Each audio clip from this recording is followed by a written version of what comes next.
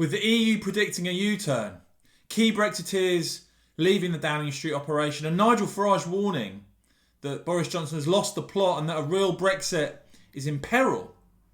Will the Prime Minister finally walk away from the EU and secure a clean break? Or could we be about to see a sellout, a cave-in to the EU's demands? I'm going to run through all the very latest in this report, guys, but please start off by hitting that subscribe button and the bell so you don't miss future reports. Now, we start off with this report from the weekend, Sunday Times. Brexit. Boris Johnson vows to be fisherman's friend. The PM says he will not cave in to EU pressure to open 4/5 of UK waters in the final days of the talks. Boris Johnson has warned that he is not prepared to become another Ted Heath by selling out British fishermen as Brexit talks enter their final 8 days. Well, before I go on, it's all well and good talking about final days and deadlines. What we do know is that Boris Johnson was very emphatic and very clear that if a deal with the EU hadn't basically been agreed by the 15th of October, the UK would assume no deal, assume WTO and move on. That hasn't happened. That, I think, is one of the things that's casting some doubt in the eyes of Brexiteers as to what actually is going to be the outcome. Back to the Times piece. Sources close to the negotiations say the EU is insisting that Britain retains less than 1/5 of UK fish stocks for its vessels after the transition phase ends on the 31st of December. A figure described as derisory by government officials. Britain is demanding, according to this report, more than half of the fish in British waters to be reserved for UK-based fishing vessels. But the EU's current offer would only allow for the repatriation of between 10 and 20% of stocks. The figure is in the teens percentage-wise, said a government source. It's ridiculous. Now, as Christopher Hope of The Telegraph comments on this, he says, why is Boris Johnson only demanding access to more than half of the fish in British waters in the Brexit trade deal? Eurosceptic Tory MPs won't like this, and Christopher Hope very plugged into Westminster and the sentiment of Conservative MPs, even asking questions there about what the UK side's even asking for, let alone perhaps willing to settle for. The Times. Both sides have agreed. November the 23rd is the new deadline for a trade deal. All the sides will prepare to trade on WTO terms. If a deal happens, we think it will be early that week, a source said. It could conceivably go another day or two, but I don't see how it can go any longer than that. Frankly, I think these deadlines basically mean nothing now after what we've seen. I expect negotiations could well now go into December. Let me know what you think in the comments. Johnson repeatedly told aides last week, according to this piece, that he was not prepared to settle for such a deal on fishing, citing the example of former Tory Prime Minister Ted Heath, whose name is still a byword for betrayal in fishing communities. He has been going around all week saying that he's not prepared to be the new Ted Heath. As the Times also report, Brexiteer MPs have been contacted by allies of Nigel Farage, warning that the UK could agree an extension to the transition period now that Dominic Cummings has departed. The claims were dismissed as utter rubbish by Number 10, which stressed that Lord Frost, the chief Brexit negotiator, received assurances from Johnson on Wednesday evening that his approach to Brexit would remain unchanged.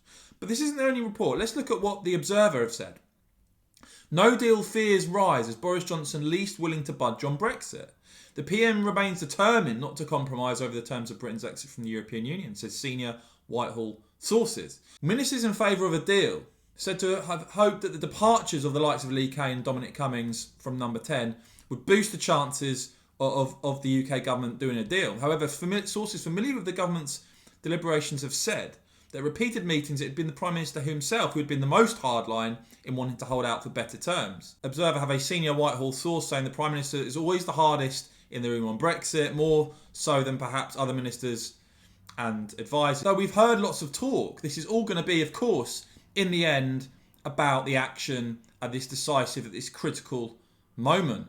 And of course, there's the question about why the British government haven't already walked away, having set out that 15th of October deadline. The Express, last chance saloon for Brussels. Boris Johnson warns EU to drop demands or he'll walk. Boris Johnson is poised to walk out of Brexit trade talks this week unless the EU finally gives up its bullying demands.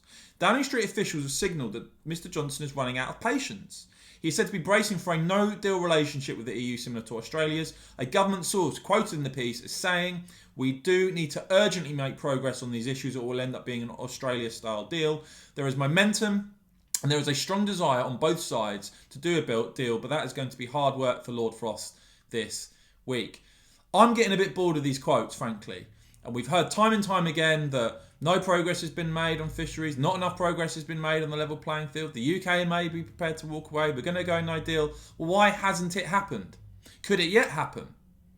Or is there almost inevitable now that a deal is going to be signed with the likes of Dominic Cummings and Lee Kane seeing their roles diminished and leaving Downing Street?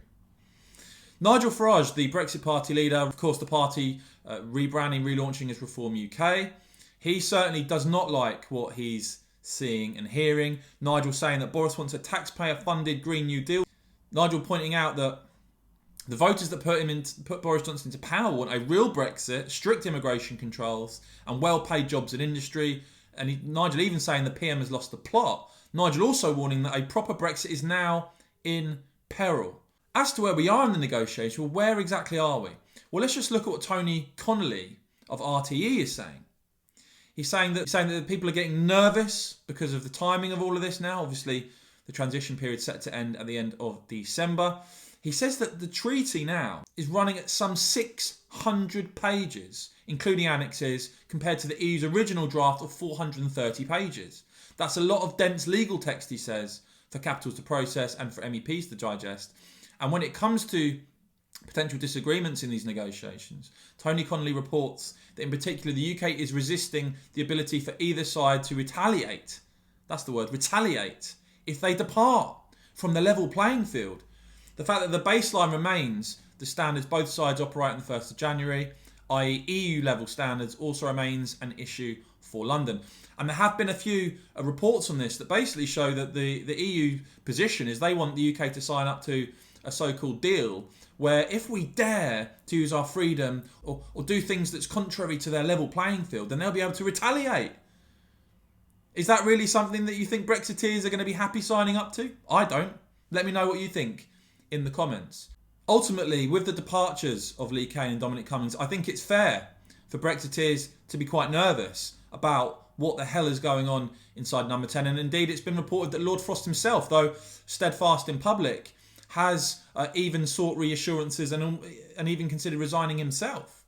What this all comes down to ultimately is, will PM Boris Johnson finally be willing to walk away and secure a clean break from the EU, or is the government now absolutely determined to sign a deal at pretty much any cost? We won't have long to find out. The fact that the UK hasn't yet walked away does tell me something. But let me know what you think in the comments below, guys. Keen to hear from you on this. And of course, as ever, if you've enjoyed this report, if you found it helpful and informative, do hit the thumbs up button. That really helps me out. And of course, hit that join button. Become a supporter of Real News. We'd really appreciate it. And of course, as ever, thank you so much for watching.